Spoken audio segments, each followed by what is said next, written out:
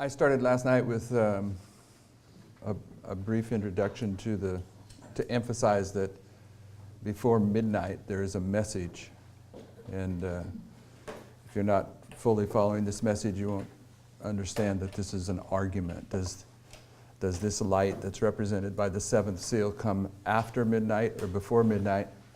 And so what I was dealing with up here, I'm going to erase this, but I'll give you an idea of what went on last night. Based upon the seven thunders of Millerite history, you can also plug in the work of Samuel Snow in developing the message of the Midnight Cry into that same history and see seven significant waymarks in that history. The first one being in May of 1843, William Miller pens an understanding that he has that the Lord's going to return in the fall of the year based upon the feast of the Lord.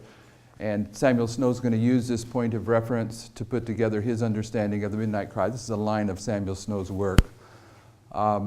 Samuel Snow's going to write a letter in February of 1844 describing what he's finding, that is the argument that the Lord isn't going to return in 1843, it's already 1844, but that he's going to return October 22nd, 1844.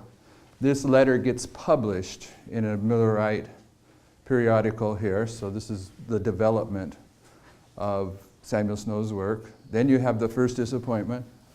The Cariite year of 1843 ends, and on April 19th, 1844, you have the first day of 1844, the first disappointment. This is significant to our study today because it's at this point that technically the Lord removes his hand from the mistake on that chart. The singular mistake is the way that Sister White describes it, and it was their understanding of the fullness of the year. They weren't calculating in the full year concept, and this is what Samuel Snow is going to do. This is going to be one of his primary arguments, that it's not just 2,300 years, it's 2,300 full years. And as we've looked over the past couple of years at the work of Samuel Snow, we hadn't paid too close attention that on May 2nd, is 5 May? Yes, May 2nd, 1844, that Samuel Snow's understanding, which is the Midnight Cry message, was first published. Okay, what our attention was drawn to is that the first time that Samuel Snow publicly preached this message was at the Boston Tabernacle on July 21st, 1844, and then 25 days later at the Exeter camp meeting. When we saw this, as we were studying these prophetic lines 2-3 years ago, whenever it was, this become very significant because it's opening up the truth that before the Midnight Cry is proclaimed at the Exeter camp meeting, the Millerites reached a point in their history which they identified as midnight. And Sister White agrees with this, but she uses the expression midway. She says, and this is a paraphrase, midway between when we first thought the Lord would return and the time when we afterward understood that he would return. The message of the Midnight Cry was proclaimed. And they thought the Lord would return in 1843, so this is the starting point that Sister White's referring to, midway between the time when we first thought he would return. April 19th, 1844, 1843 is past history. And thereafter, they understood he was going to return on October 22nd, 1844. If you count those days and you go to the dead center of those days, you come to July 21st. And on July 21st, Samuel Snow, for the first time, presents the Midnight Cry message publicly in Boston, the Boston Tabernacle. I think there was 3,000 people there. 25 days later, he's presenting the identical message at the Exeter camp meeting. Typically, if Seventh-day Adventists know anything at all about Samuel Snow and the Midnight Cry message, they'll know about the Exeter camp meeting. Most of us as Seventh-day Adventists here at the end of the world, we don't know anything about it. But if we know about the Exeter camp meeting, you know, there's a feather in our cap. But we don't know much about the fact that he presented it first at Boston here. And it's only recently, and it's because of our lack of study. Sister White says that because we're not studying, the Lord allows heresies to come in among us. the Omega apostasy has come into this movement, and there are things that are being taught by men that used to work hand in hand with us that have forced certain issues to be more carefully looked at, and one of them is that they're arguing that the light that comes to this particular movement at the very end comes after midnight, and therefore, because of this discussion, some people dove into that consideration and recognized that on May 2nd, that would be June, July, a little bit over 2 months before the first public presentation by Samuel Snow had printed the Midnight Cry message in a Millerite publication. That being evidence that there is and this is being called a prediction before midnight, PBM for short. There's a prediction before midnight, and last night I reminded us that the first midnight cry was in Exodus at the Passover, when there was a cry at midnight because all the firstborn were slain, firstborn for anyone that didn't have the blood on the doorpost. But Moses, before that event, had told Pharaoh, this is what's about to happen. So the first reference of the midnight cry includes a prediction before midnight about what's going to happen. And Samuel Snow's prediction here that he presented here and here came to pass here, although he misunderstood where the Lord was coming to. We're not dealing with that. So identifying this history of Samuel Snow as the Midnight Cry from the premise that Millerite history is repeated to the very letter says that we will have a Midnight Cry message in our history because Jesus illustrates the end with the beginning. And Samuel Snow and William Miller are the beginning of Adventism, and we're the end of Adventism. So if we're going to repeat that history to the very letter, and there's several passages that teach that principle, then before the door closes for us, because very few people argue that the prophetic closing of the door in the Millerite history was October 22nd, 1844. Not only is the door to the holy place closed at that point in time, but the door in the parable of the 10 virgins is closed at that time. Therefore, when our door closes here at the end of Adventism, then what we're arguing is that there has to be a prediction before midnight. You all with me on that? Okay, now the secondary thing that in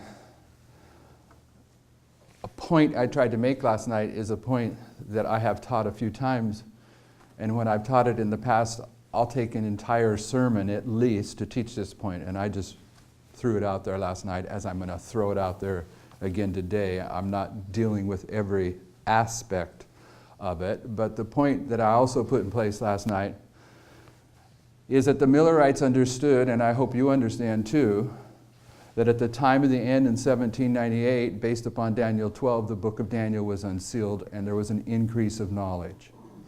But the Millerites understood that that very phenomenon of an increase of knowledge taking place when the book of Daniel was opened, based upon Daniel 12, is also represented in Revelation 5 and onward by the work of Christ taking the Bible, which is sealed with 7 seals, and unsealing the Bible, the light of the Bible, in a progressive way. The fact that Revelation talks about the Bible, and it doesn't say the Bible, you go in the spirit of prophecy to prove that it's the Bible, but the fact that Revelation says the Bible is sealed with 7 seals, and then Christ begins to remove those seals one at a time, among other things, is teaching us that it's a progressive development of truth.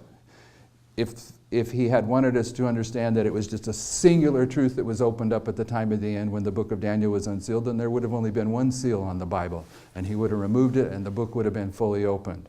Okay, so you can see in the 7 seals that get removed a corresponding truth to the book of Daniel being unsealed at the time of the end in 1798, and we gave a quote from James White from Review and Herald, November. This is James White, Review and Herald, November 1st, 1853, where he expresses the pioneer understanding that the unsealing of Daniel at the time of the end is the same as the Lion of the tribe of Judah in Revelation, removing those seals one at a time.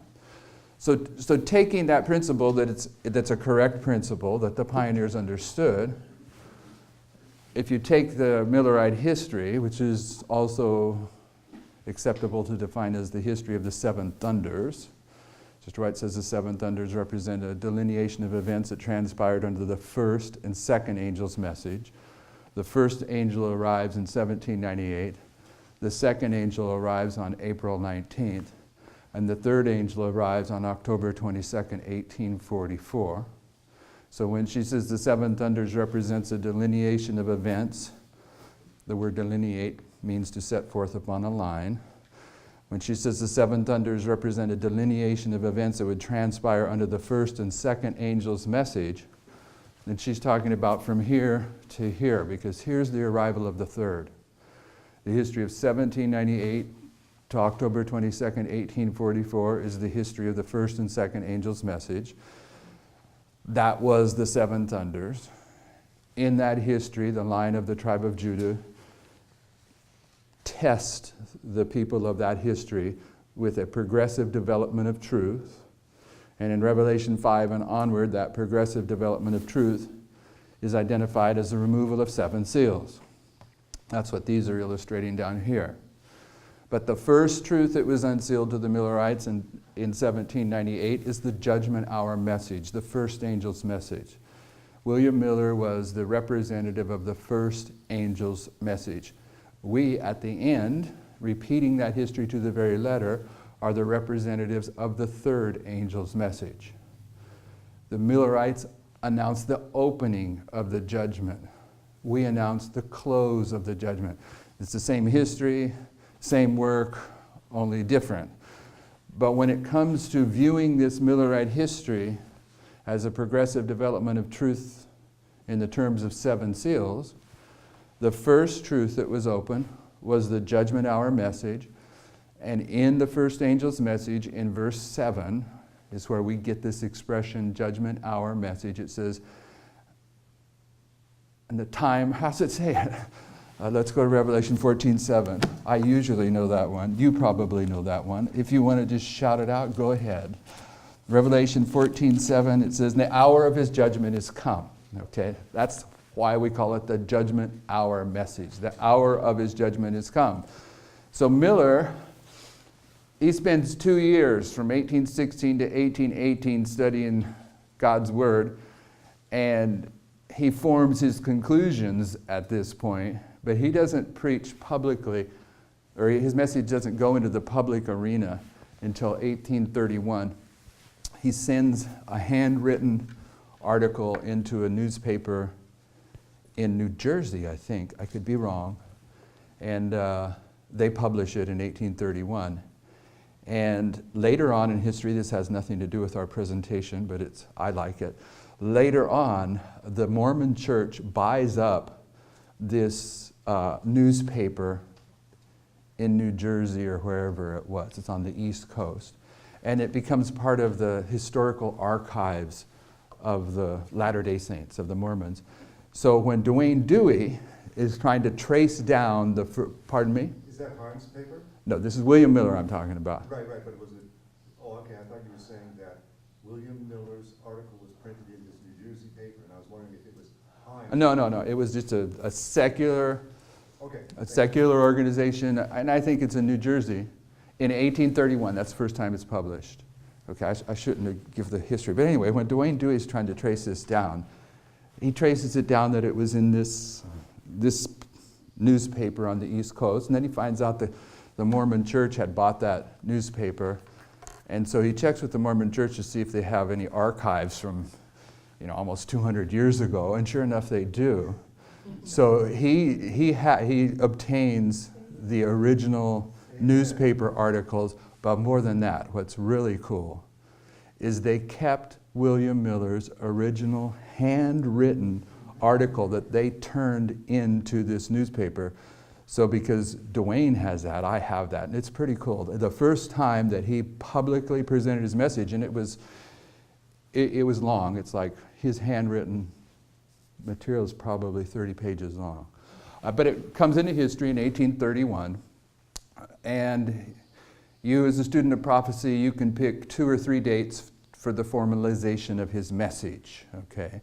And 1831, first time it's public. 1833, he is ordained by the Baptist Church. 1834, he's ordained by all the Protestant churches on the East Coast. So this is the history where the message is formalized. And the point is that this message that's formalized here, if you're going to summarize it into one expression of what it is, it's the judgment hour message, okay? It's the truths that are on that chart on the left-hand side. Every one of those truths has the fingerprints of William Miller up on it. And so my point is this: the first seal that is removed in this history is the first angel's message. And because Jesus illustrates the end from the beginning, sure enough, when you get to the last piece of light that comes to the Millerite history, which is the light of the midnight cry, that swells like a tidal wave, Sister White says, until the door closes, the last development of truth in the Millerite history is the midnight cry message by Samuel Snow. And all that it is, not saying all that it is in a derogatory fashion, but all that it is a perfection of the judgment hour message.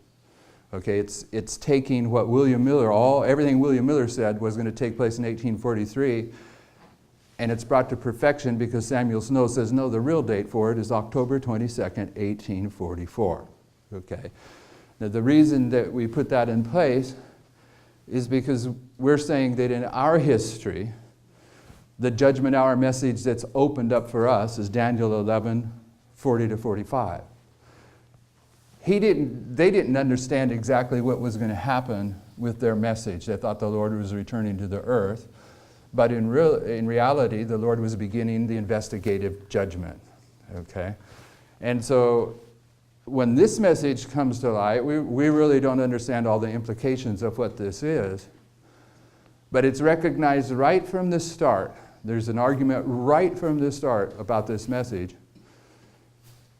When this message is presented publicly in 1996, even before 1996, here in this, here in this area in Eatonville, there was a ministry, Hope International, and they printed a monthly newsletter. And any of you that used to get that newsletter, you can give testimony that it was a rare thing indeed that their newsletters came out on a monthly basis. They were supposed to, but they never did. They were always running behind. And I'm not making fun of them because we're supposed to have a monthly newsletter. We don't get it out on time anymore either. We did for a long time, but we don't. So I'm not being derogatory. But in 1995 was one of the years, maybe the only year, that they produced a newsletter every month on time.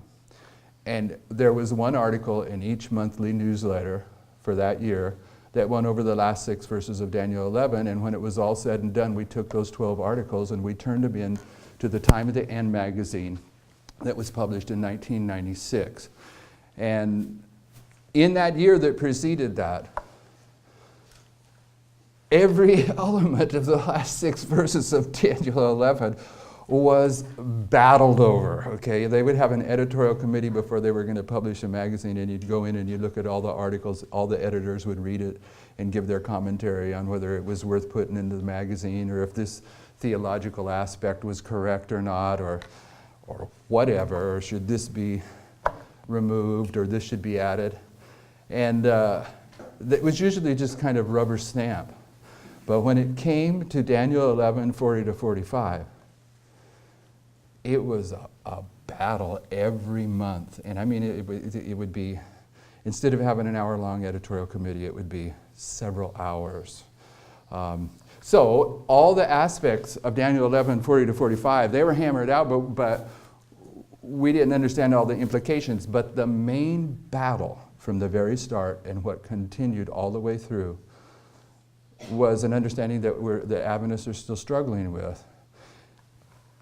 we understood that in 1989 the Soviet Union collapsed in fulfillment of Daniel 11, verse 40, and that the next thing to happen was verse 41, which was a Sunday law in the United States, at which point probation closed for Seventh-day Adventists, and there's where the battle is. No Seventh-day Adventist wants to acknowledge that their probation closes at the Sunday law. So they're battling that, and then what I would add to that is, well, technically it closes at the Sunday law, but in reality, our probation closes before the Sunday law, because we have to have a character prepared for the mark of the beast or the seal of God before that crisis hit. So that was even worse.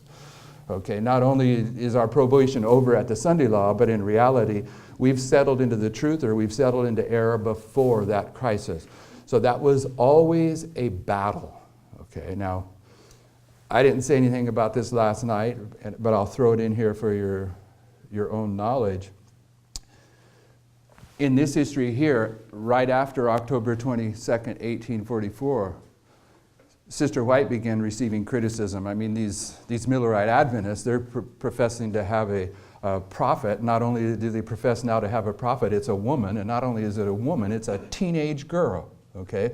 So they're all coming down on Sister White, all the critics, and one of the things they're taking her to task for is that the Millerites, before October 22nd, 1844, based upon William Miller's understanding, he said when you get to that point, probation's closed for mankind, okay? So there was, and that was Millerite understanding.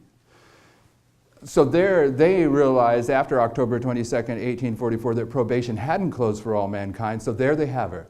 They have Ellen White, before October 22nd, 1844, believing and teaching that probation closed on October 22nd, 1844 for all mankind. And they started attacking her on her understanding of the shut door theory, but Sister White never took that position. She says, before that time, I held that understanding as all Millerites did. She says, but I never taught it, and the Lord never told me that in vision. She says, I've always believed in a shut door doctrine, and I still do. And then she goes in and explains it. So my point for going into this without getting into the details of the shut door controversy that takes place shortly after October 22nd, 1844, and Sister White writes a lot about the shut door controversy, is that here in this history, we had a shut door controversy, and right here at the start, we have a shut door controversy. We still have it with Seventh-day Adventists. Oh, Brother Jeff, God loves us too much to close our probation at the Sunday law. I've heard that for 20-some years. Okay, but now, as we're getting to the end down here, to midnight in our history, we have another shut door controversy. Okay, does probation close at midnight? Yes, is the answer. But there's men now teaching that, well, and this is their words, probation sort of closes at midnight, but it closes all the way thereafter. Okay, so there's another shut door controversy. What I'm wanting you to see is when you deal with this subject in the spirit of prophecy, when she's dealing with the shut door controversy of her day and age, there's a passage where, in order to make her point, she says there was a shut door in the time of Noah. And she says there was a shut door in the time of Abraham. She says there was a shut door in the time of Christ. So she's emphasizing, she gives more than 3 witnesses, but all you need is 2 or 3 to establish something. Then in every one of these reform movements, there's a shut door issue that goes on. Okay, so we're now coming to the conclusion of that, but in any case, this shut door issue was part of the beginning of this work. It's part of the end of this work. What I'm saying is that shut door, for the Millerites, a shut door was announcing the opening of the judgment, okay, because they're the beginning of Adventism. But our shut door issue is announcing the close of judgment, because we're at the end. It's the judgment hour message all over again. But with the Millerites, though they did not understand it all, they're announcing the opening of the judgment. We're announcing the close of the judgment. And the place that the Lord took us to see the close of judgment was Daniel 11, 40 to 45. There's a classical passage, classical in the sense of this movement, that we use to define prophecy, where Sister White says, Historical events were set before the people, and prophecy was seen to be a figurative delineation of events leading down to the close of this earth's history. Historical events were set before the people, and when they were set before the people, then the people understood that prophecy is a delineation of events. Prophecy are events that are on a line. Historical events were set before the people, and prophecy was seen to be a figurative delineation of events.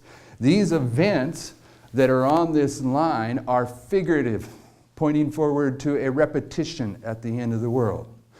But the only way you can see these events is to recognize the historical events that are taking place to prove that prophecy is being fulfilled. The reason that I'm putting this little thought in place is when this message began to be presented in the mid-1990s, it was saying that in 1989, the Soviet Union had been swept away through an alliance between the United States and the Vatican, and that was a historical event that everyone in the world was familiar with. Okay? And you'll find that the historical events that fulfill prophecy are not obscure historical events. Okay? We're marking 9/11 as one of the waymarks in our history, not an obscure historical event. It's a large historical event. It's set before the people, and they can recognize, if they want to exercise faith, that these events are a fulfillment of prophecy. So we were using the collapse of the Soviet Union as the historical event. Not that we were purposely, we were just presenting it.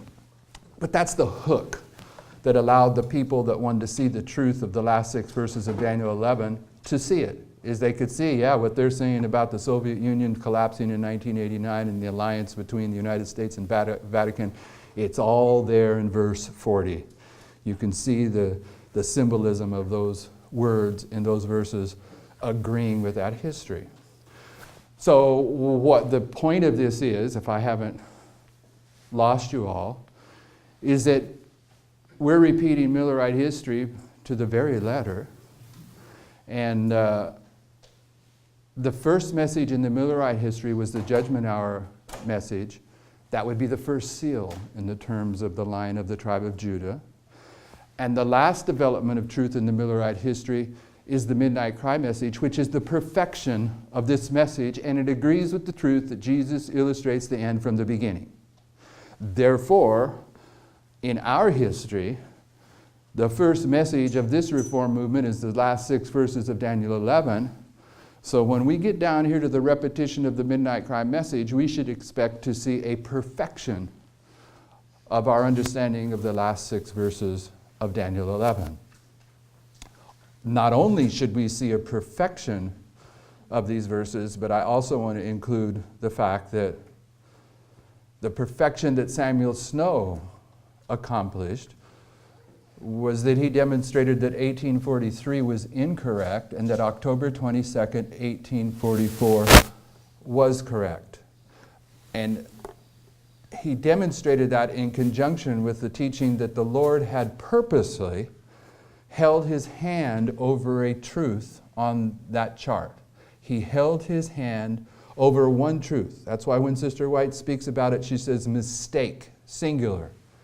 And she says because of that mistake, it impacted some of the figures, plural. And the figures that were impacted was the 2520 and the 2300-year prophecy. They didn't see the fullness of the year, so they thought both of those prophecies concluded in 1843.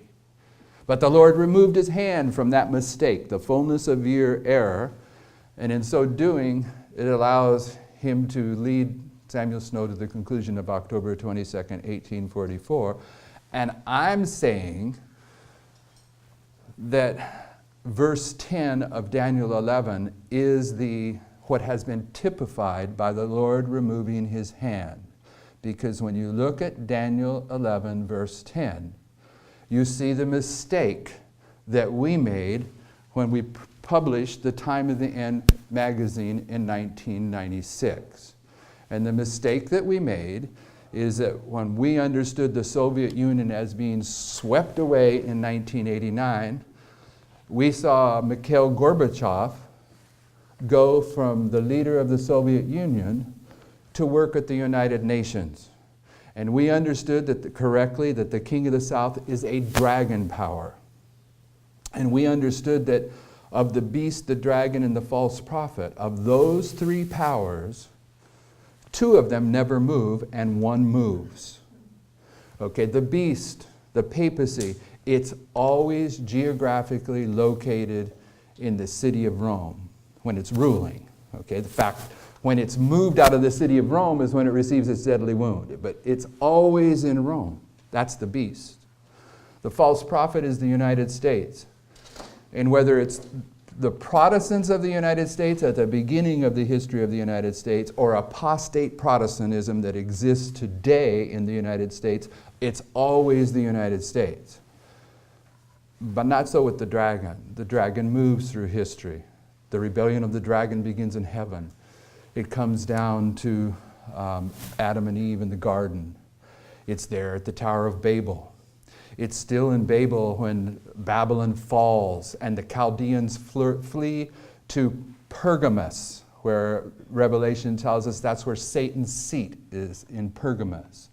And when that religion moves from the Chaldean Babylon to Pergamus, there comes a point in time when pagan Rome is conquering the world, and it conquers Pergamus, and it takes the religion of Pergamus and it brings it back to the Pantheon Temple in the city of Rome. So you can show that the dragon power, it's always moving through history, whereas the beast and the false prophet, they're always in the same geographical area. So when we saw the Soviet Union collapse in 1989 and we see the leader of the Soviet Union, Mikhail Gorbachev, take a position at the United Nations, we already understood that the United Nations was the last dragon power for lots of reasons, but an easy one to see is Testimonies to Ministers, page 38, where Sister White says, kings, governors, and rulers have taken upon themselves the brand of Antichrist and are represented as the dragon that goes to make war with the saints. So we knew that at the end of the world, the dragon power that persecutes God's people is a body of politicians, kings, governors, and rulers. It wasn't a singular nation. Kings plural, governors plural. That's the United Nations. So in this history here, when we see the Soviet Union, the King of the South, the dragon power, swept away in 1989, and we see its leader cease to be the leader of the Soviet Union and move on to a job in the United Nations, we make the assumption, okay, the King of the South is swept away. He does not exist any longer. He's moved to the United Nations. And we held to that understanding until December of last year, when the Lord removed his hand from verse 10 of Daniel 11, okay? So last night, to add a couple more thoughts, part of what Dave was saying in the introduction, I don't know how to convey this to you, but there isn't any special light that I've had or our ministries had in advance of things. I don't know how to say that, okay? There's some things we've seen prophetically that indicate something's going to happen in advance, perhaps, but that's not what I'm saying. What I'm saying is, when Kathy and I started a Bible study in our home in California in the 1980s, we had a Bible study going in our home for a regular basis. For whatever reason, no matter what pastor they would send to that church, I'd end up getting alienated from them. And during that time period, I was so alienated from this one pastor that we were having Bible studies in our home, okay? And we used to have them on a Wednesday night and because we didn't know any better. And then when we got the flack for that, we switched them to another night. And we'd always have Sabbath afternoon Bible studies. And there came a point in time, and this was before we had computers, where I came across a passage in Selected Messages, and I was so amazed by it, what I was seeing in there, that for our Bible study, I took and typed in each paragraph from that chapter, and under each paragraph, I put questions, okay? And that's what we studied in our group for a really long time, and that was the prophetic pattern. That's what brings this out, okay?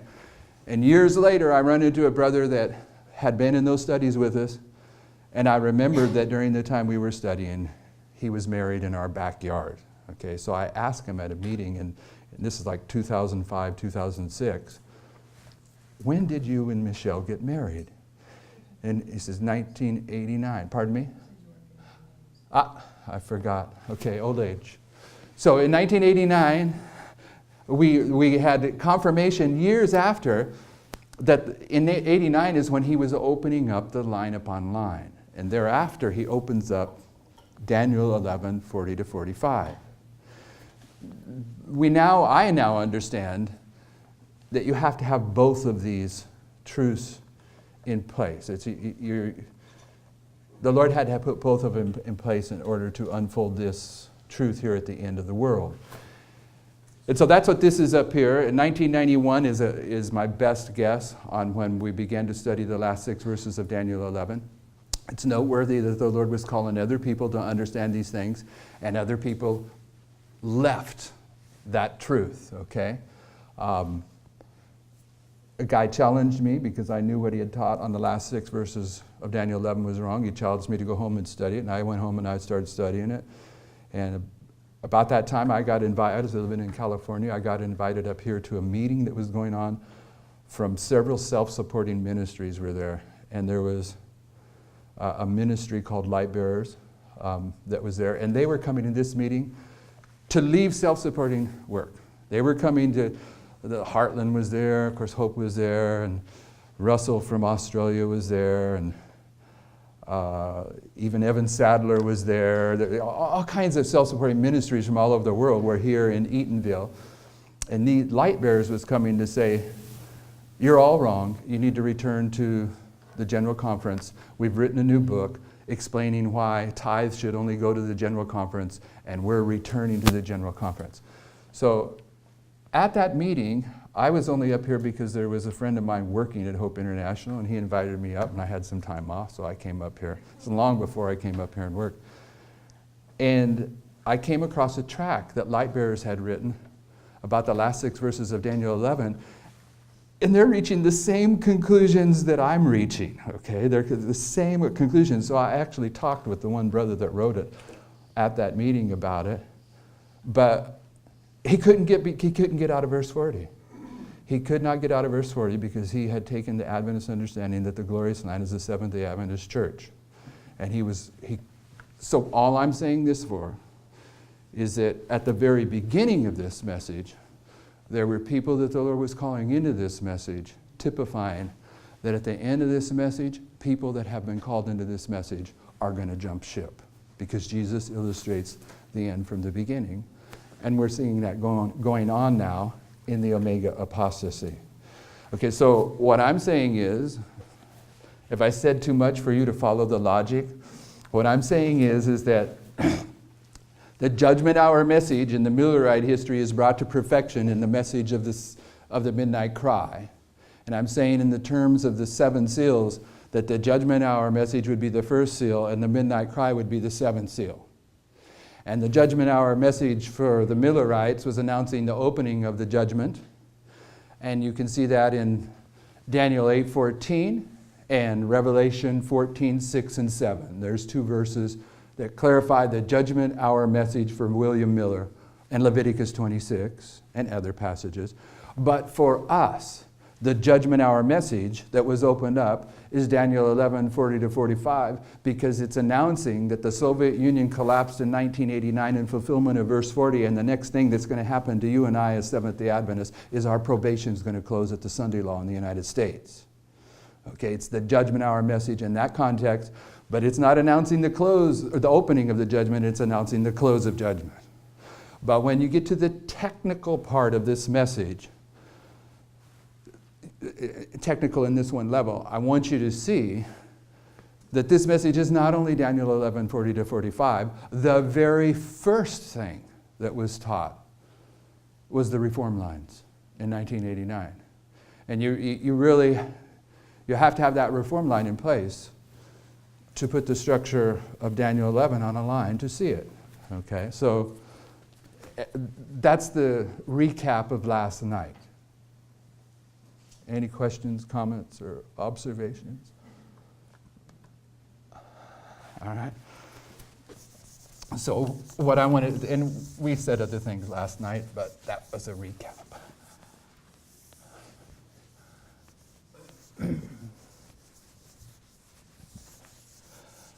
What I was saying earlier, and I really never pulled the trigger on the complete thought,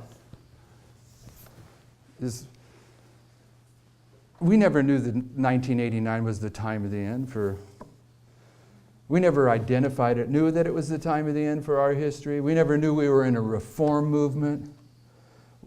These things are opening up to us, and we're just teaching them. We never. There's several justifications for marking 1996 as a waymark. Okay, 1996 is a waymark of our history that has been typified by the formalization of the message of William Miller in 1831 or 1833, however you want to mark that. But that waymark's been typified by the work of John the Baptist, announcing that Christ is going to come. When we're printing the Time of the End magazine, we had no idea whatsoever about those kind of connections. Those things came after the fact. In fact, the brother that, when we had those 12 articles in the Firm Foundation, they had a pretty good artist working for them at that time. And every article would have a picture on the opening of the article. Every article in the magazine would have artwork. And so the 12 articles of the last 6 verses of Daniel 11 that went into those magazines over a 12-month period, they each had their own artwork at the beginning of the chapter that corresponded to the title of the chapter. Are you following me? So the brother that took those 12 articles and turned them into one standalone magazine, he took the 12 pieces of artwork and he made a collage out of them on the front page of the magazine, the cover of the magazine. And it wasn't anything purposeful, but there was one article called The Time of the End, and it just so happened that's what he plugged into the very top of that magazine. And so that magazine became known as the Time of the End magazine, just as a coincidence. And it was known as there it is. It was known as the Time of the End. That's went through some changes. It was known as the Time of the End magazine long before we understood that 1989 was the time of the end, in agreement with Daniel 11, verse 40. So what I'm saying is the things that we've come to understand about this reform line and these truths as human beings, as human beings, we didn't have any advanced foreknowledge of these things. Okay, at that point we didn't understand that prophecy has both an internal and an external element. The Millerites did. The Millerites understood that the 7 seals paralleled the 7 churches, and that the history of the 7 churches is the internal experience of God's people, whereas the seals is the same history, but it's representing the external forces against God's people during that same history. So the Millerites understood internal, external. We didn't. We came a point in time when we did, and then we realized that, well, in 1996, the message is formalized. But we didn't realize that in 1996, that's when the Patriot Act was penned. It's not going to be put in place until 9/11/2001, but the Patriot Act was written in 1996 because what's going on with God's people internally is corresponding what's going on in the United States. Because the Seventh-day Adventist Church's probation closes when the probation for the United States closes, just as the probation for God's people in Egypt closed right there when probation closed for Pharaoh. Abram's prophecy says you're going to go into bondage, and I will judge the country where you go at the very time that I bring you out. And the very time they brought him out was Passover, and Passover is an illustration of the close of probation for God's people. If you didn't put that blood on your doorpost, you and your family were lost. If you did, you were saved. Your probation was closed right when probation is closing for Egypt, typifying, all the prophets are speaking the end of the world, that when probation closes for Seventh-day Adventists here in the United States, the birthplace of Adventism, probation is going to close for the United States at the same time. So when the message for God's church is being published in 1996, the leaders of the United States are changing the very essence of the Constitution from English law to Roman law. It's still not going to be put in place until 2001, but the Patriot Act was written in 1996. There's other things about 1996,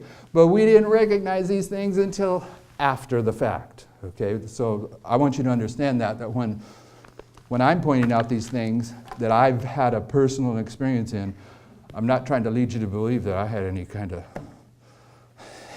special foreknowledge or insight. It's just you looking back and seeing what's happening, and you become aware, oh, wow, that was a fulfillment of prophecy. So in our understanding, I better switch to black. That's why it's historical events. Historical You're events. looking back to see how it corresponds to prophecy. Yes, you're showing, but see now, did you understand what he said? Historical events are set before the people, something that's already taken place. But the issue is now, is that we're at a place where the Lord's going to expect us to give a prediction in advance. A prediction before midnight. And the prediction is that Russia is about to attack the United States and win. Okay, pretty profound prediction.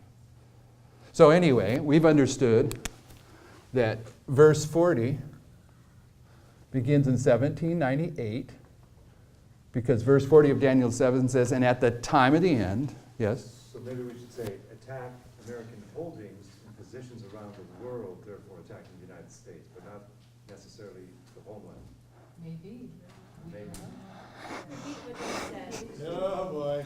No, verse 40 begins at the time of the end in 1798. It says, and at the time of the end, and in Great Controversy 356, Sister White defines the time of the end as 1798. Now, we got two things going now. What Brother Brian's thrown in the mix and what Brother Dave's thrown in the mix. Brother Brian is giving us the segue into the idea of speaking to historical events that have been fulfilled already, but bringing up the issue that we're going to be tested on our faith and understanding by our being given a message that we will be required to proclaim in advance. Okay, that's different. And the reason that we can do so is because we have followed on in the development of this prophetic message and become so familiar with it that we have faith in it and we can see these things happening, and we're going to be required to give a testimony to him. Now, Brother Dave, he's raising a different issue.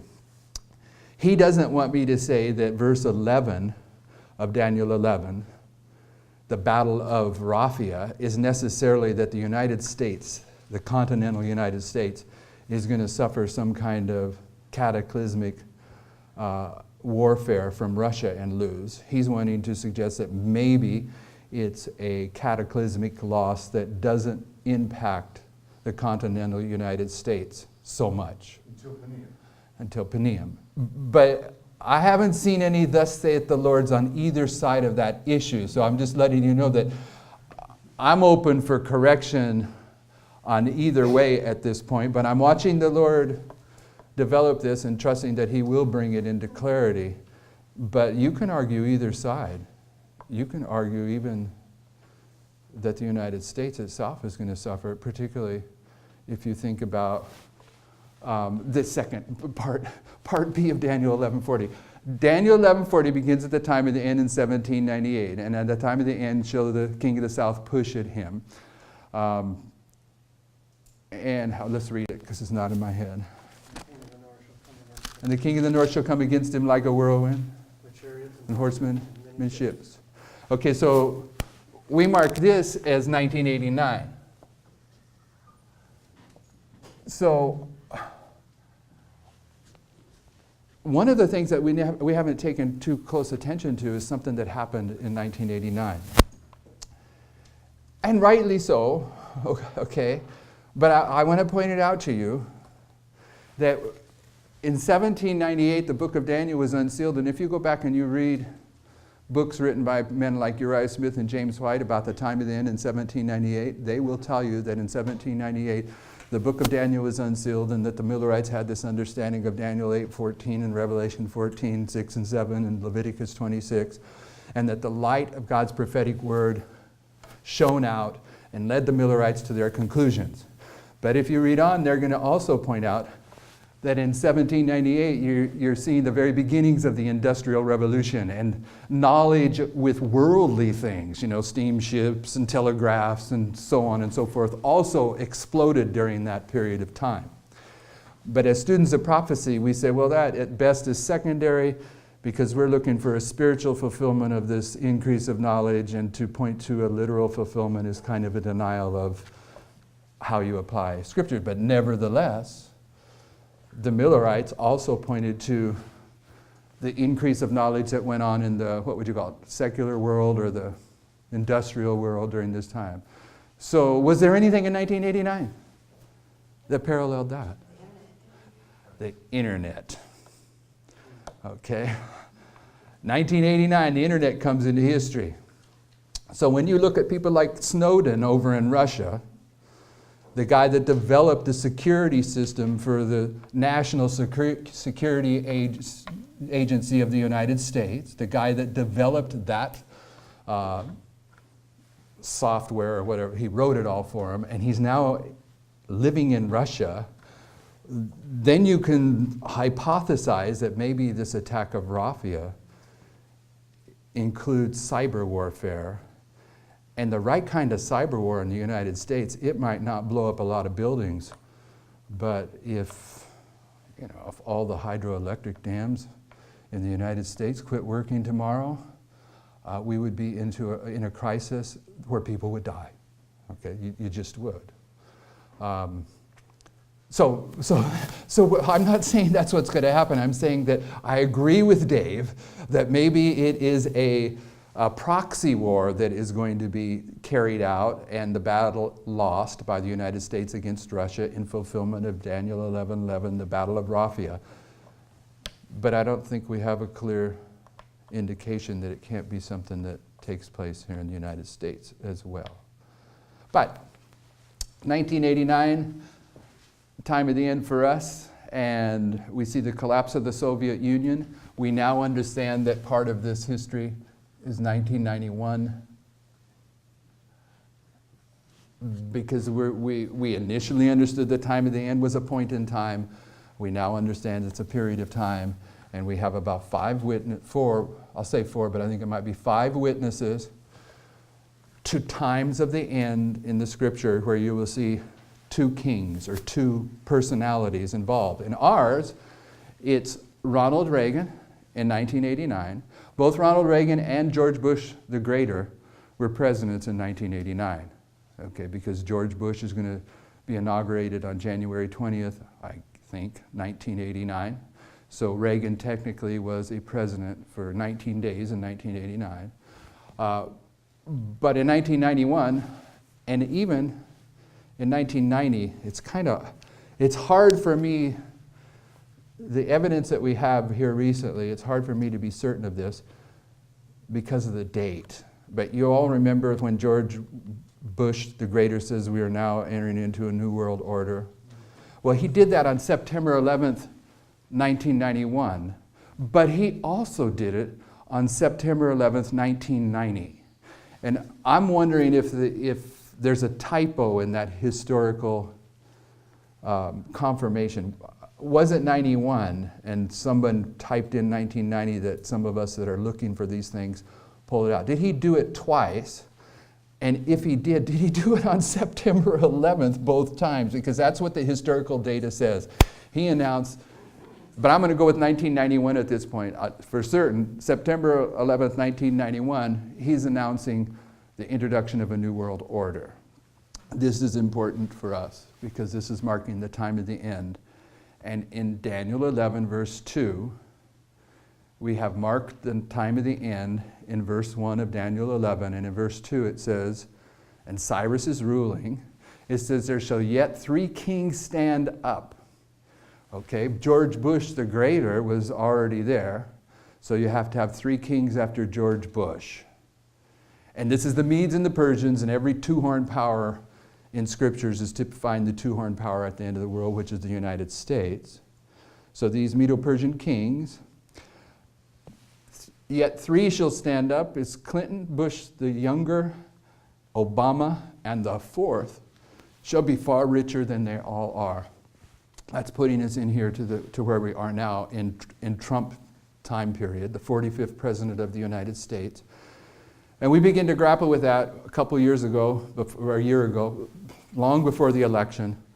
And we had arguments about, well, is Trump really richer than the Clintons? Because the Clintons got so many millions stashed in little squirrel holes around the world that maybe they're richer than Trump. Or does it mean that the president is the rich one, or is it talking about the United States being the richest? And we started grappling with these things. And then Trump gets elected. But our original understanding of the last 6 verses of Daniel 11 is that this here is the history of verse 40. And we knew from other prophetic understandings that there were other waymarks that were going to take place in the history of verse 40. Okay, but we knew here that at the Sunday law in the United States, that this is verse 41. Okay, so this history here, we could see in Daniel 11, 40 to 45. And we knew of other waymarks, such as, I'll put 96 in here only because we've been speaking about it. But we came to understand 9/11. But this here that we were understanding, it was from the book of Revelation. It was from other lines of prophecy. It wasn't from Daniel 11, verse 40 to 45. But when the Lord removed his hand from verse 10 of Daniel 11, then we could recognize 2 more waymarks. And those waymarks correspond to verse 11. Now, when I say verse 11 and 12 go together, but verse 11 is the Battle of Raphia, okay? And this waymark corresponds to verse 15. And when I say verse 15, I know that verses 13, 14, and 15 go together, but the actual Battle of Paneum is verse 15. So what we discover here with these 2 battles is that the vision of Daniel 11 itself has now provided 2 waymarks that come before verse 16, because you can show very clearly that verse 16 is the Sunday law. Okay, so what the Lord, when he removes his hand from verse 10, which is what allows you to recognize verse 11 and onward correctly, then you see 2 waymarks that come before the Sunday law. And we'd already come to understand that the waymark before the Sunday law is the midnight cry. And the waymark before the midnight cry is midnight. Okay, now you could argue that maybe one of these waymarks was 9/11, but 9/11, the history of 9/11, doesn't correspond to the history that's illustrated in verses 11 through 15. So you have to rule that one out, which leaves you with midnight and the midnight cry. What that does is it provides a story for you and I to recognize we're over here in this history. We're in between 9/11 and midnight, and the Lord has now removed his hand from verse 10 and given us the ability to see that what's coming is verse 11 through 15, a battle between Russia and the United States that initially Russia wins, and then ultimately the United States prevails. But it's being revealed to us in advance. Okay, so it's bringing with us the responsibility to give a prediction before midnight. And when we go back to Millerite history, which is being repeated to the very letter, we see that the message of the midnight cry, the 7th seal, that before midnight, before Boston, and before the midnight cry that followed in Exeter, that Samuel Snow has already published the message of the midnight cry before midnight.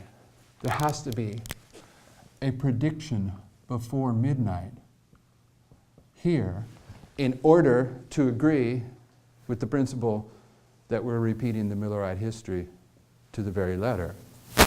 So, if this is true, what we're looking at is the midnight cry message that every other midnight cry message in sacred history pointed forward to.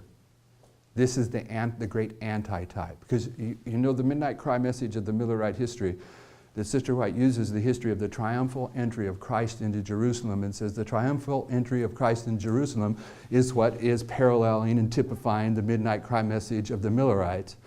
So every one of these historical biblical examples that are pointing forward to the midnight cry are pointing forward to this message, because this is the close of judgment. So this is big stuff.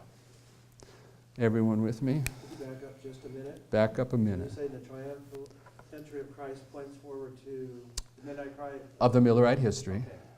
And they give two witnesses to the midnight cry of our history. And do you mind also just, I don't want to slow everything. Now, I want to tell you something. My brother here, he's been away from this message for some years, and last night he and I had a discussion, and I told him, I didn't come here this Sabbath to preach. I came here to teach. So as long as the questions aren't asking me what my grandson's middle name is, if it's a question that has to do with what we're studying, I don't care about taking questions along the way. And then Sister Kathy told me, well, that's okay to do it as long as I repeat the questions before I answer them. So help me repeat the questions before I answer them so it gets recorded. So you've made several references last night and today to Daniel 11:10. So I've made several references to Daniel 11:10. Could we turn to that reference? That's where I was going next. Okay, because you said the Lord removed his hand. Yes, That reference, I'm that is- glad you're getting pricked in the heart about that. If there's anything I want to stimulate our sanctified curiosity over is the claim that Brother Jeff is making about verse 10 of Daniel 11. Is it valid? Because if it is, this is something I need to understand. So it's a parallel, verse 10 with 11:40. Is that correct? Will you show that? No, that's not what I'm saying. I'm saying it's a parallel to the Of history. I'm saying that the Lord allowing us to see verse 10 correctly as of December last year was typified by the Lord removing his hand from a mistake in the figures on the 1843 chart, which allowed the Millerites to have the point of reference to develop the midnight cry message.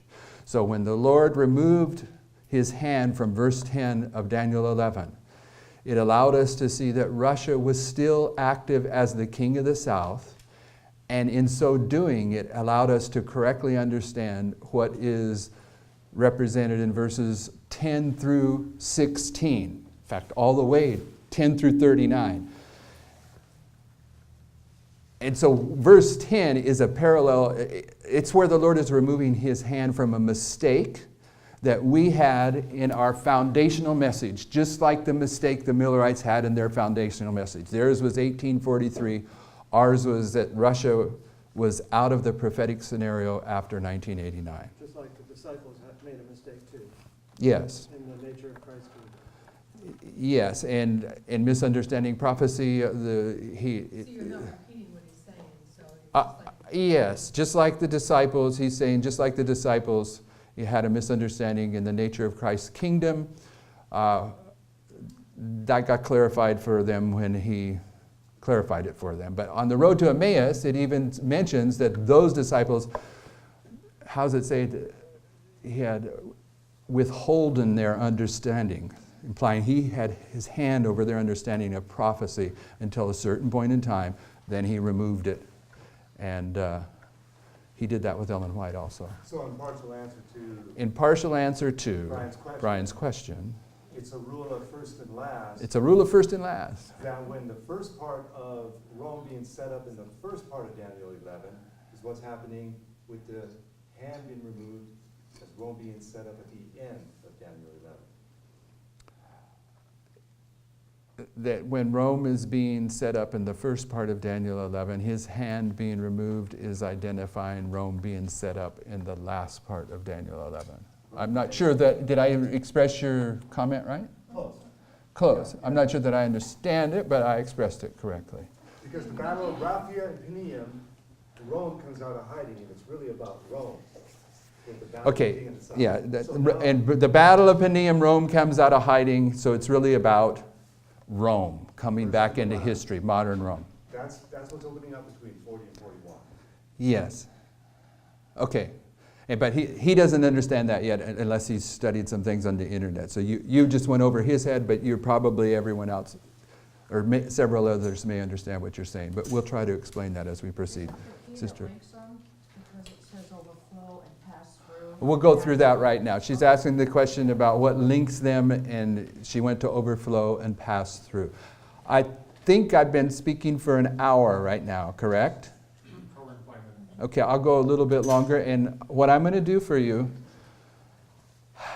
you know, Brother Dave in his introduction, he said something that I agree with, but he pointed back here, that's gone now. 1989, the first thing that the Lord opened up to us was the reform lines, okay? And he went to Miller's fourth rule and says the third scriptural reference is Isaiah 28, verses 10 through 14, line upon line. That's all correct, okay? But we didn't understand that until after 9/11. Okay, after 9/11, we began to grapple with the idea of what is the latter rain.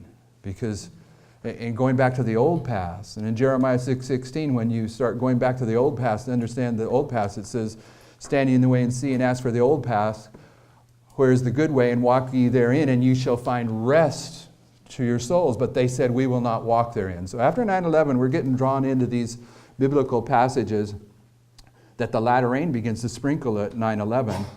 And we get led to Isaiah 28 long after 1996 or 1989.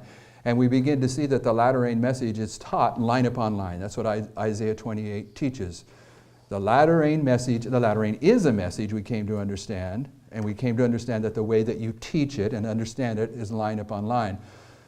And Miller had addressed that, but none of the Millerites ever took the understanding of line upon line that we employ to the level that we take it to.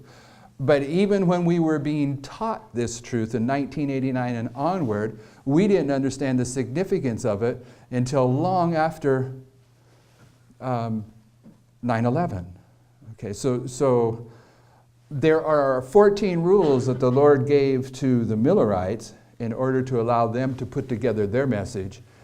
And there are rules that He has given to us at the end that allow us to put together our message. The rules that we have do not contradict Miller's rules. Some of them are, like Brother Dave was bringing out, they're an expansion of Miller's rules. He never took line upon line to the level that we do. But I'm suggesting that if we don't become familiar with these rules, then we don't have the ability to give the prediction before midnight, because in order to give the prediction before midnight, you don't just have to have the intellectual understanding, you're going to have faith that what you're saying is true, and your faith is going to be based upon the familiarity of handling these rules that the line of the tribe of Judah has given you as a legacy, if that's the right word, of His covenant people at the end of the world. So these rules, one of them that came about is a triple application of prophecy. I just doubt that the Millerites, they may believe like we do, that would fit into a definition of a triple application of prophecy, but they didn't deal with a triple application of prophecy. And a triple application of prophecy, if you don't know what it is, at some point in time, maybe we'll share it today. But that rule is based upon another rule, and it's upon the testimony of two or three. But a testimony of two is all you need, is to establish something. Okay, throughout the scriptures, upon the testimony of two or three, a thing is established. A triple application of prophecy is based upon the fact that the first time a prophecy is fulfilled, combined with the second time that same prophecy is fulfilled, will define the third and final fulfillment of that prophecy. Okay, so you don't have a triple application of prophecy without the principle that upon two or three a thing is established. So I'm finding as I go through the first 39 verses of Daniel 11 that the Lion of the tribe of Judah has purposely incorporated these rules that he's been training us to understand since 1989 onward. Okay? So when it comes to one of the most important rules of our history, and it's a rule that is referenced in William Miller's rule, upon the testimony of two or three, a thing is established. But all you really need is two in God's Word. You can't make a doctrine off of one reference. But if you have two, providing that you're understanding and applying it correctly, it's established. So if you go to Daniel 11:10, I'm skipping over some verses that would put some background into it, and we'll do that in our next presentation.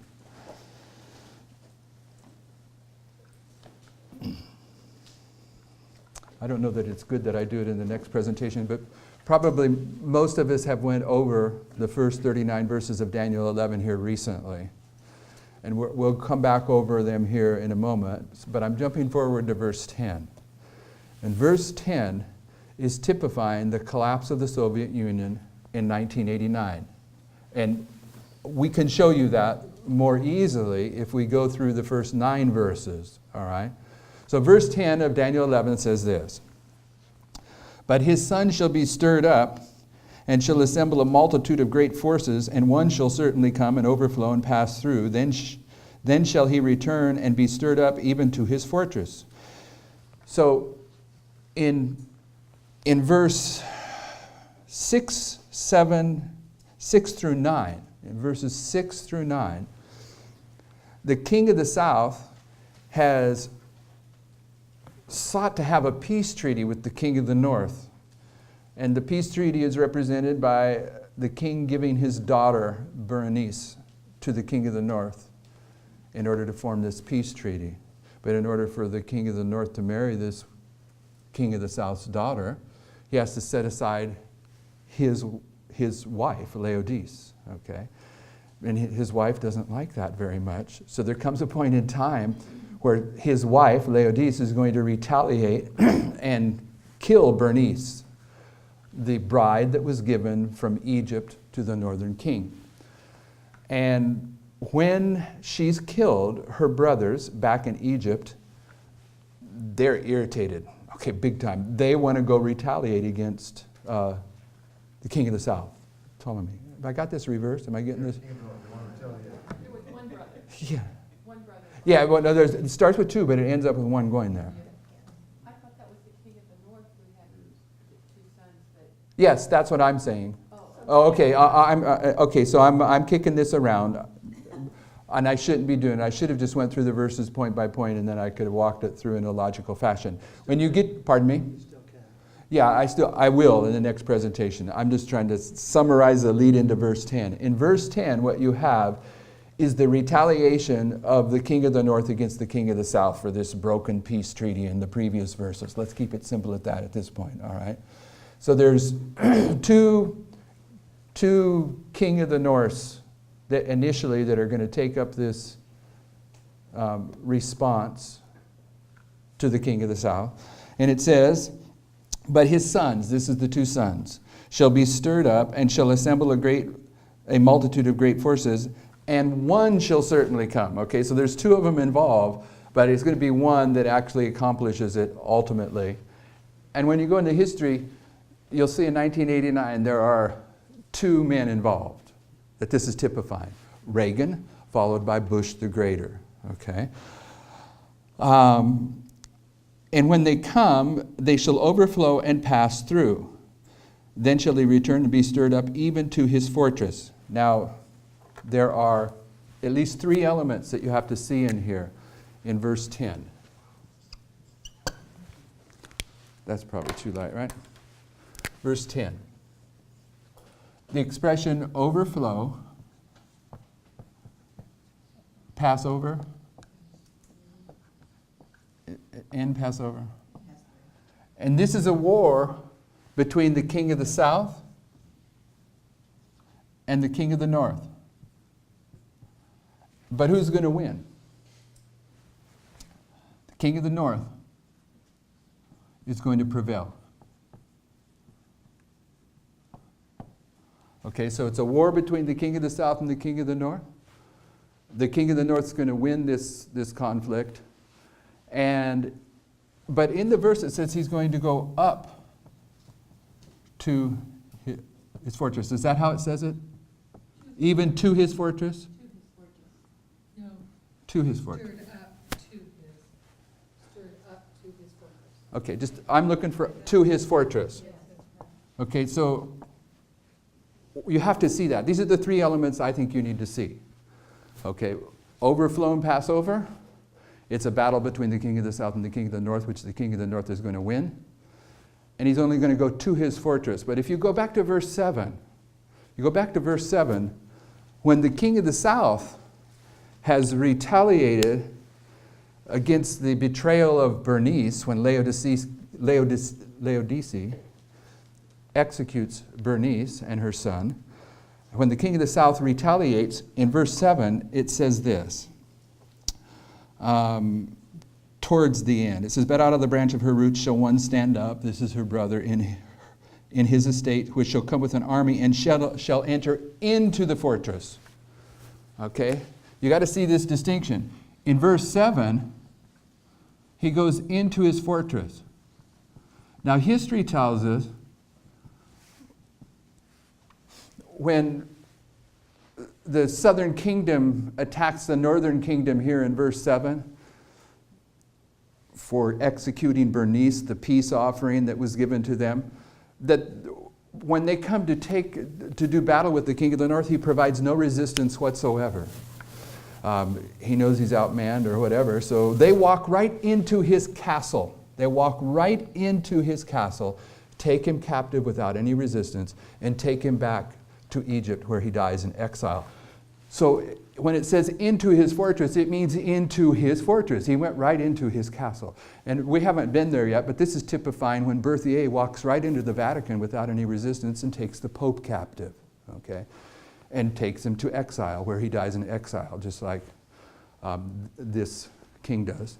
But in verse 10, he doesn't go into his fortress. He comes even to his fortress. Okay, there's a distinction. If this is the fortress, if you're going to go into it, you're going to go all the way in here. But if you're just going to come up to it, you go to there. You see the distinction? All right, so if you go to Daniel 11, verse 40, which is the history that we're living in,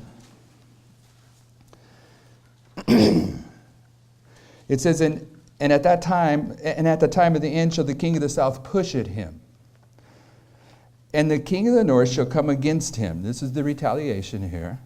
The king of the north shall come against him like a whirlwind, with chariots and with horsemen and with many ships, and he shall enter into the countries and shall overflow and pass over. This overflow and pass over in verse 40 is the identical Hebrew word as verse 10, even though pass through. Okay, but it's identical. In Hebrew, it's identical. Okay, it's just been translated by the King James translators a little bit differently in verse 10 and verse 40, but it's the same Hebrew. Okay, it's also a war between the king of the south and the king of the north, where the king of the north is going to prevail. Okay, the Soviet Union is going to be swept away. But it says he's going to pass over the countries, but it doesn't say any more than that. It doesn't say whether he's going to enter into his fortress or up to his fortress. It's kind of vague in verse 40. But at least now in verse 10 and verse 40, you have two witnesses of two verses. That's a war between the king of the north and the king of the south, that the king of the north prevails, and all the prophets are speaking about the end of the world more than the days in which they lived. And you're seeing a connection between these two verses because what's here is the identical expression, overflow and pass over. So go to Isaiah 7 for one more witness. and then we'll put this in place, and then we'll take a break. Isaiah 7. Now, I really want to go to Isaiah 8, but I want you to see something in Isaiah 7 first. And it's right out of the prophecy of the 2520. Isaiah 7 is where the 2520, the starting point for both 2520s is marked. And let's start in verse 3. I mean, Ahaz is a wicked king. He realized that he's the king of the south. Ahaz is the king of the south, and this is a story about the king of the south. Okay? And he realized that the northern kingdom of Israel has formed a confederacy with Syria, and they're going to come against him. So Ahaz is in trouble, because the king of the south, it's only 2 countries. It's Benjamin and Judah, and the northern kingdom is 10 tribes, plus Syria. So he's outgunned, he's outmanned. Verse 3, Isaiah sent to give him some counsel. It says, Then said the Lord unto Isaiah, Go forth now to meet Ahaz, thou and Shear-Jashub thy son, at the end of the conduit of the upper pool in the highway of the fuller's field, and say unto him, Take heed and be quiet, fear not, neither be faint-hearted. For the 2 tails of these smoking firebrands, the fierce anger of Rezin with Syria, and the son of Remaliah, because Syria, Ephraim, and the son of Remaliah have taken evil counsel against thee, saying, Let us go up against Judah and vex it, and let us make a breach therein for us, and set a king in the midst of it, even the son of Tabeel. So Isaiah presents the problem that Ahaz knows that he's in. Rezin, the king of Syria, along with the son of Remaliah, the king of Israel, are coming to attack Ahaz, the king of Judah, the king of the south. And then verse 7 is the prophecy. This isn't going to stand. It says, Isaiah says, Thus saith the Lord God, It shall not stand, neither shall it come to pass. But now here's a principle upon 2 witnesses that you need to see. It says, For the head of Syria is Damascus. What is Syria? What's Damascus? It's the capital of that country. If it said the head of the United States is Washington, D.C., it would be a fair application. It says, For the head of Syria is Damascus, and the head of Damascus is Rezin. Or you could say, the head of the United States is Washington, D.C., and the head of Washington, D.C. is Donald Trump. That's what's being said here.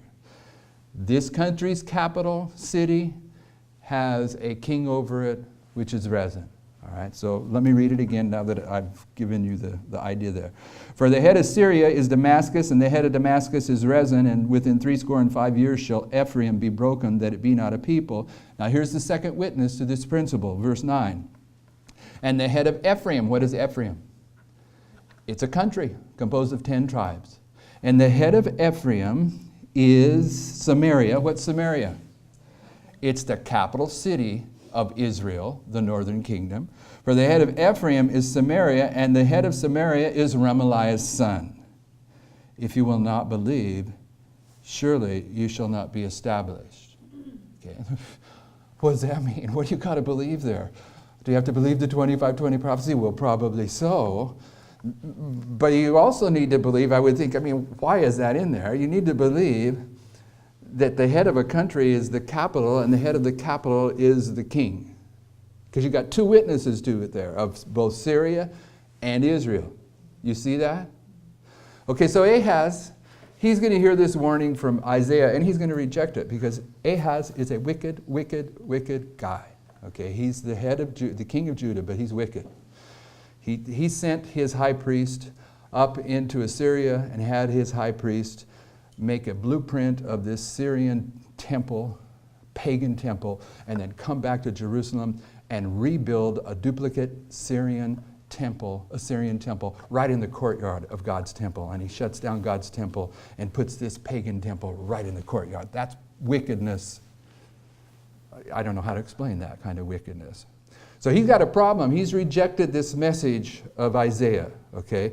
So Isaiah is going to reach a point in chapter 8 where he's saying, okay, because you've rejected this message, and the message he's rejected is illustrated by the pool of Siloam. Only in the Old Testament, Siloam of the New Testament is called Shiloah. And the waters of Shiloah are the waters of Siloam, and it's the latter rain message at the end of the world. Because the leadership of the Seventh-day Adventist Church has implemented spiritual formation right in the courtyard of the Seventh-day Adventist Church, they are simultaneously rejecting the latter rain message represented by Shiloah and Siloam, and represented as the old paths, of which the 20 that are both there in that prophecy are a symbol of the old paths, because there's a group in Adventism, when you're called to return to the old paths, say, we will not walk therein. So Ahaz here is going to be, a judgment's going to be pronounced against them because you reject these waters that run softly. Then I'm going to send the waters of the Euphrates against you, and the waters of the Euphrates is the waters representing the king of the north. Okay, so I'm going to cut into this pronouncement against Ahaz now in chapter 8. Verse 5. The Lord said also unto me again, saying, forasmuch as this people refuseth the waters of Shiloah that go softly, and rejoice in Rezin and Remaliah's son, now therefore, behold, the Lord bringeth upon them the waters of the river strong and many, even the king of Assyria and all his glory, and he shall come up over all his channels and go over all his banks, and he shall pass through Judah, he shall overflow and go over. This overflow and go over is the identical Hebrew that's in verse 10 and verse 40. Now who's the king of Assyria? He's the king of the north. Who's he coming against? He's coming against Ahaz. Who's Ahaz? The king of the south. So you have a war between the king of the south and the king of the north that's being illustrated. And the king of Assyria, he's going to prevail in this war. But that's not all. It says in verse 8, and he shall pass through Judah, he shall overflow and go over, he shall reach even to the neck, and the threshing out of his wings shall fill the breadth of thy land, O Emmanuel. When was this fulfilled? You all know this story. You may not know, you know the story, but you may not know the story is the fulfillment of this verse. But you remember the story of Sennacherib sending his general to Jerusalem, and Isaiah and Shebna and Hilkiah were on the walls of Jerusalem, and they were saying to Rabshakeh, speak to us in Babylonian and Chaldean. We understand Chaldean. Quit blaspheming the Lord in the Hebrew language. You remember that story? And that night, an angel of the Lord killed 180,000, correct me if I'm wrong, Assyrian army that night. But what happened in this story with Sennacherib in fulfillment of this prophecy? It swept over all the land. It takes all of Judah, all of Benjamin. It comes right up to the neck. What's the neck? If you come up to the neck, what is left? The capital. What's the capital? Jerusalem. Okay, so in Isaiah 8:8, you have the identical characteristics of Daniel 11:10 and Daniel 11:40. You have the expression of overflow and Passover. You have a war between the king of the south and the king of the north, with Sennacherib. The king of the north is going to prevail in this war. But in verse 40, you don't have much. But in verse 10 and verse 8 of Isaiah 8, you have him come to his fortress. He doesn't, in that history, he didn't go and conquer Egypt. He left Egypt standing in the history of verse 10. Verse 40 doesn't say much. But here in 8, he comes up to the neck. Is that how it says?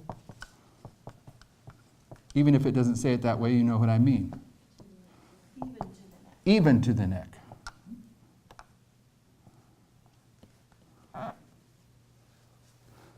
Thus providing two witnesses that in Daniel 11 verse 40, when the Soviet Union was swept away, he passed over the countries, but he only came up to the neck, up to his fortress, which means the Lord held his hand over our understanding of the sweeping away of the king of the south. We thought they were all swept away. They were done in history. The king of the south was gone. Gorbachev has moved to the next dragon power of the United Nations, and we were wrong.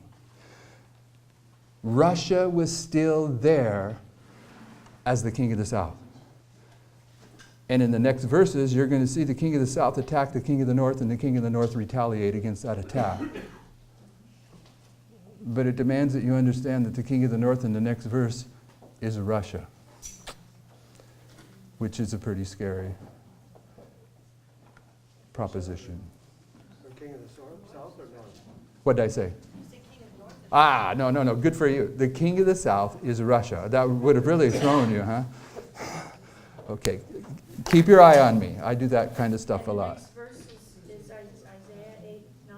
In the next verse, you want me to read Isaiah 8:9. Associate yourselves, O you people, and you shall be broken in pieces, and give ear, all you far countries. Gird yourself, and you shall be broken in pieces. Gird yourself, and you shall be broken in pieces. So go ahead. Tell me what you want to say about that verse. No. You said in the next verse, and then he corrected. No. I meant verse 11 of Daniel 11. In the next verse, Russia, the king of the south, is going to retaliate against the king of the north, who we are identifying as the United States, and they're going to win.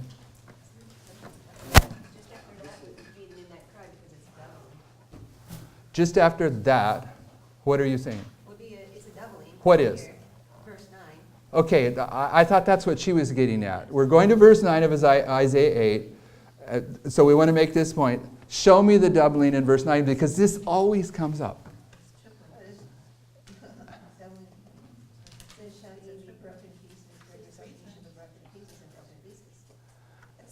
That's 3. Gird yourself is a doubling, if you want to go there. But we're not going to verse 9. Shall we pray?